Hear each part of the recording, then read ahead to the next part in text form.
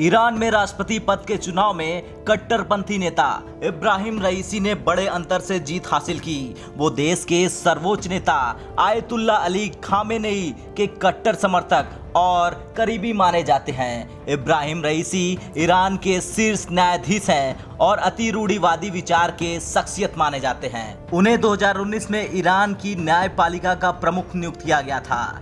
अद्विक को blood cancer है। उसके माँ बाप उसके इलाज कराने में असमर्थ हैं। इन्हें आपकी एक छोटी सी मदद की जरूरत है। डिस्क्रिप्शन में दिए हुए लिंक पर जाएं और अद्विक की उम्मीद बने।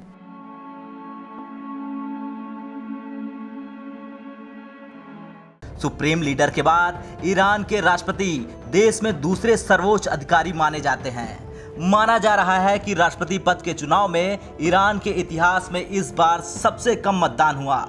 शुरुआती नतीजों के अनुसार इब्राहिम रईसी ने 1,78,00,000 मत हासिल किए। चुनावी होड़ में एकमात्र उदारवादी उम्मीदवार अब्दुल नासिर हेम्माती बहुत पीछे रह गए।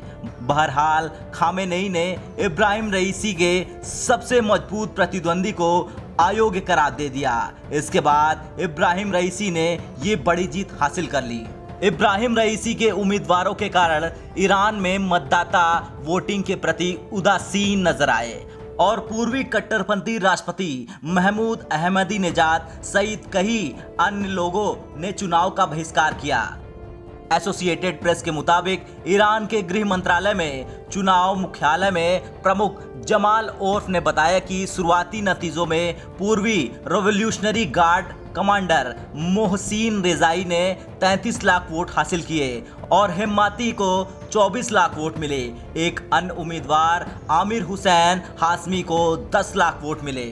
उदारवादी उम्मीदवार और ईरान के सेंट्रल बैंक के पूर्व प्रमुख हेम्माती और पूर्व revolutionary guard commander Mohsin Rezaei ने इब्राहिम रईसी को बधाई दी। हेम्माती ने सुबह सुबह इंस्टाग्राम के माध्यम से इब्राहिम रईसी को मुबारकबाद दी। उन्होंने लिखा कि मुझे उम्मीद है कि आपका प्रशासन ईरान के इस्लामी गणराज्य को गर्व करने लायक बनाएगा। महान राष्ट्र ईरान के कल्याण के साथ जीवन और अर्थव्यवस्था में सुधार करेगा। चुनाव में किसी उम्मीदवार का शुरुआत में ही हार स्वीकार कर लेना ईरान के चुनावों में कोई नई बात नहीं है। ये इस बात का संकेत है कि इब्राहिम रईसी ने हर स्थिति पर नियंत्रण कर जीत हासिल की। कुछ लोगों ने इस चुनाव का बहिष्कार किया। इस बार मतदान प्रतिशत 2017 के पिछले चुनाव के मुकाबले काफी कम रहा। जीत की आधिकारिक घोषणा के बाद इब्राहिम रईसी पहले ईरानी राष्ट्रपति होंगे जिन पर पदभार संभालने से पहले ही अमेरिका प्रतिबंध लगा चुका है।